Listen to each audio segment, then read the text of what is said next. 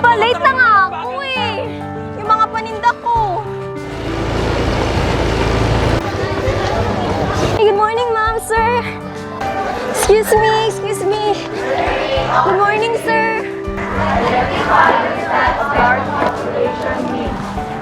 Shows appreciation of the importance of gratitude. Ma, pa, alis na ako. Uy, pare! Dito ka na pala. Po muna. Sige, Kape sige. muna tayo. Mahal, pagtimpla mo ang kape si Pa Antonio. Sige, mahal. Iba na talaga kabataan ngayon. Ang laki ng pinagbago ng henerasyon na ito. Naku, sinabi mo pa pre. Noong kapanahunan natin, walang problema kung malayo ang nilalakad natin kahit na nakapaa. Pero yung mga kabataan ngayon, naku, gusto may sasakyan at gusto laging hatid sundo. Tamang-tama. Kapag pinagsasabihan, iiyak-iyak pa. Nako. Si Princess, masyadong malambot yung puso. Hindi ko naman sinabi na paglako siya ng kakanin, yun tuloy, palagi nagreklamo na ang pagod niya. Paulit-ulit na lang. Mabuti nga't may kasipagan yan si Princess. Sana'y lumaki rin ganyan si Samantha. Ganyan talaga siguro. Hindi nila sinanay ang mga sarili nila sa kaunting hirap. Hindi naman sapat ang saya lang. Sa mundo ngayon, pagalingan na. Dapat, lagi siyang nangunguna. Dapat, lagi siyang sikat sa talino. Ayun na nga, masyado nang malambot ang mga kabataan ngayon. Hindi na pumapasok sa isipan nila ang kahalagahan ng kaunting pagtitiis upang maabot ang kanilang mga pangarap. Ganyan kaya ko klase ni Sam, si Angelo. Kilala mo yun, pare? Papansin ko yung batang yan. Napakatahimik. Pero, yun ang kawawa. Napakabait, napakamahina. Ginawa na ang utusan ng mga kaklase niya. Kabaitan na talaga ang bagong kahinaan. Katatapos ko lang sa pagwawasto ng inyong mga papel sa nakaraang pagsusulit sa agham. Isasauli ko ang mga papel at nang mapag-aralan nyo ang paksa dahil malapit na ang unang pagsusulit. Ocampo. Reyes? Reyes? Po? Salamat po. Bawi ka sa susunod ha, may bukas pa naman. Oh, Quinto. Napag-aralan ko naman to ah.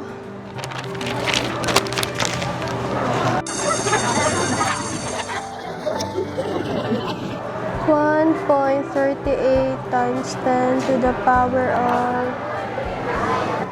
Padaan po! Magandang umaga, Mamali! Ala! Ala! Pasensya po, pasensya. Pasensya po. Ayos lang, ayos lang. Pasensya, hindi po kita nakita. Bakit mo? Pasensya po. Salamat. po talaga. Salamat, salamat. Okay lang, okay lang. Ang kulit-kulit mo talaga eh, no? Trixie. Huwag kang matrixie-trixie dyan. Gusto ko pa naman sana yung mga pagkain ni Princess. Bilhan mo nga lang ako ng bago. Nakakawalang gana kasi ang mga pagkain galing sa sahig. Di ba, Clark? Sinabi mo pa. Gaya na lang ng grades mo, Angelo. Bagsak na nga. Nadumihan mo pa. Bobo mo talaga. Humingi naman rin ako ng patawad kay Princess. Tsaka, nakabalot naman ng plastic yung mga paninda niya. Sa susunod, huwag ka kasing paharang-harang sa daan. Pakalat-kalat. Clark, tara na nga. Ay, kahit anong kabisa ko sa constant, hindi pa rin nagbabago yung resulta.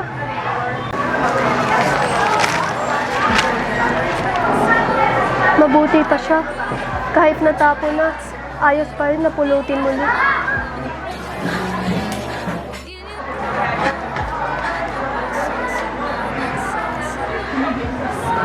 Huwag mo na lang intindihin sila, Trixie.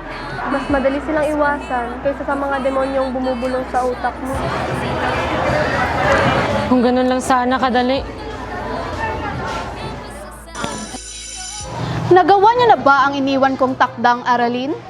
Oo, mabuti kung ganun. Maaari niyo na bang ipasa ito sa harap? Ilan ang lubiban sa hapon na ito, Avila? 2, Ginang Ali, sina Samantha at Princess. Talagang sabay-sabay. Sige na, ipasa na ang iyong mga papel.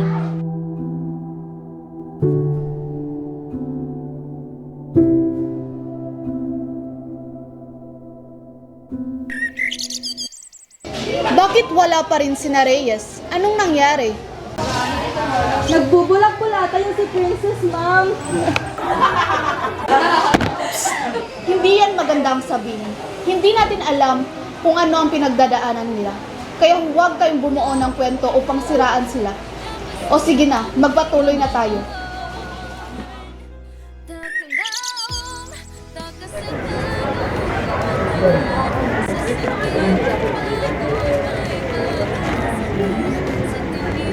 Princess, alam kong marami kang iniisip ngayon. Siguro nga ay nagtataka ka kung bakit ka narito. Pero gusto kong malaman mo na narito ka hindi dahil sa minagawa kang masama. Narito ka kasi gusto kitang pakinggan. Hindi bilang mag-aaral, kundi bilang isang tao. Marami kang pasan sa buhay. Working student. Tapos, ikaw pa yung inaasahan sa inyong bahay. Hindi ka ba napapagod? Sir, sobra. Pero wala naman ako magagawa eh. Kailangan ko kumilos, kung hindi, wala kami makakain. Tapos yung masakit, yung tutuksuin ka nila dahil sa trabaho mo. At pag uwi mo sa bahay, imbis na pahinga, sermon at amoy ng alak yung maaabutan mo.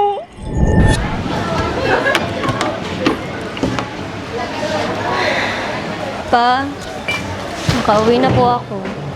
Medyo marami-rami po ako naibenta ngayong araw. Sapat na po siguro to para sa pag-aaral. O tapos? Pa! Para po to sa bayaran sa paaralan. Malapit na po ang mga pagsusulit namin. Kailangan ko! Puro ka pangarap! Ang kailangan natin ay mainom at makakain! Ibigay mo sa akin yan! Pa!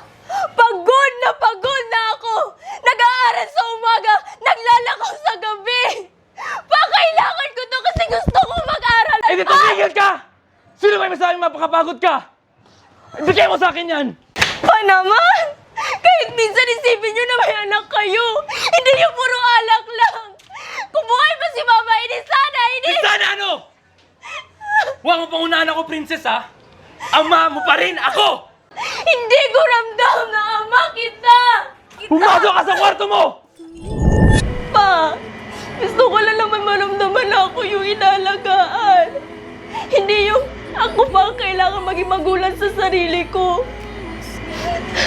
Simula na mawala si Mama, parang wala na rin ako sa inyo eh. Makasarili ba na unahin na sarili? Anak, patawad. Patawad kung naging pabigat ako sa'yo.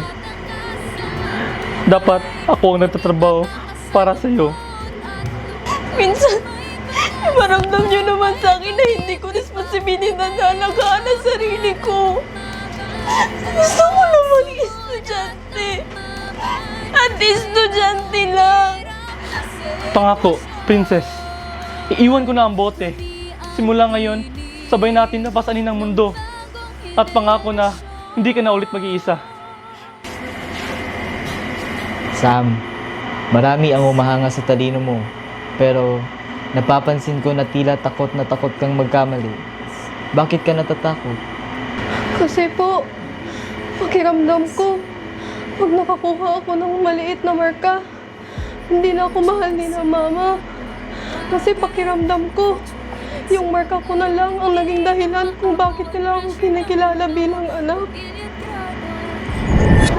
Uy, Samantha, Pa, kamusta naman yung pag-aaral mo?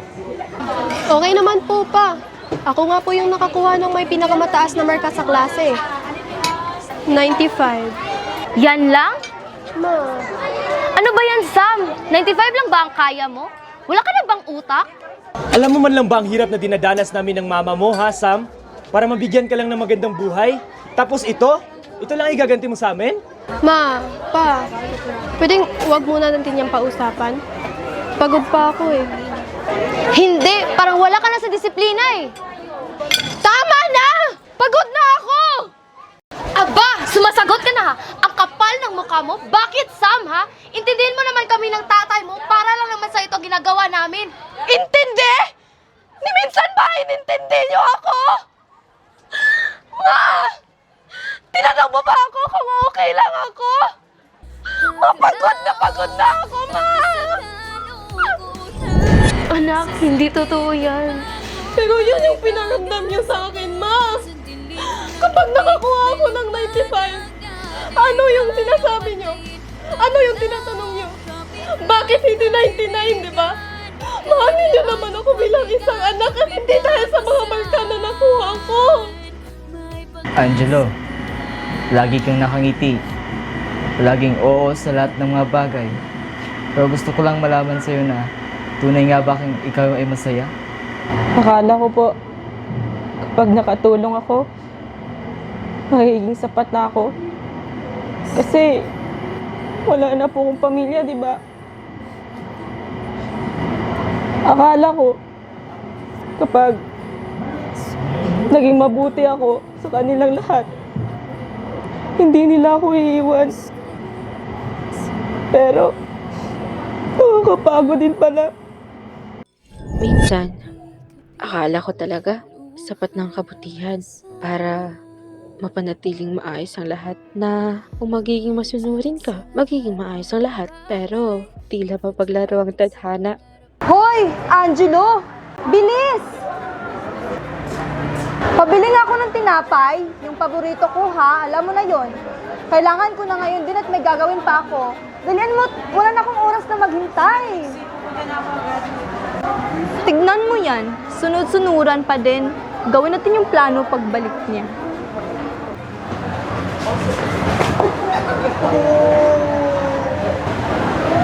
Hala! Ang tanga mo naman, Angelo! Ano yan? Nadapa ka na naman? Tingnan mo nga tong tinapay. Pisa na to eh.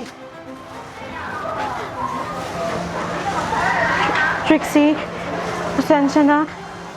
Nadapa ako eh. Ito na yung tinapay. Pero, napisa.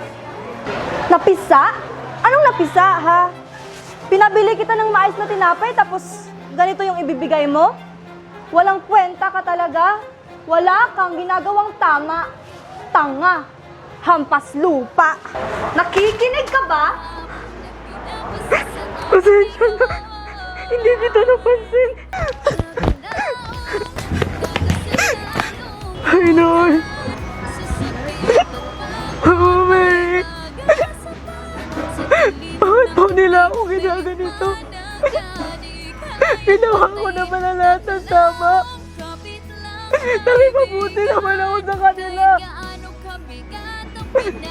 Pero bakit? Pakiramdam ko,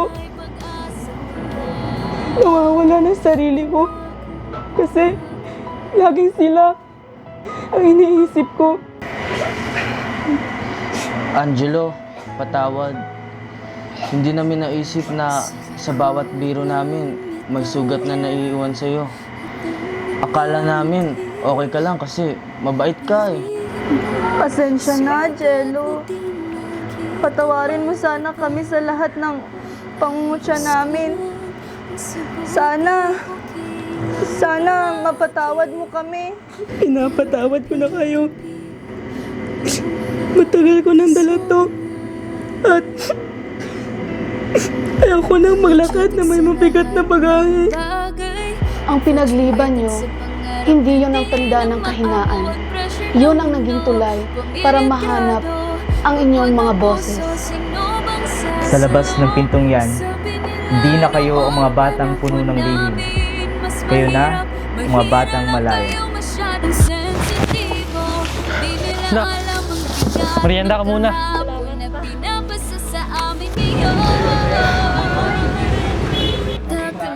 Ayos lang yan, ha? Pinagmamalaki ka namin.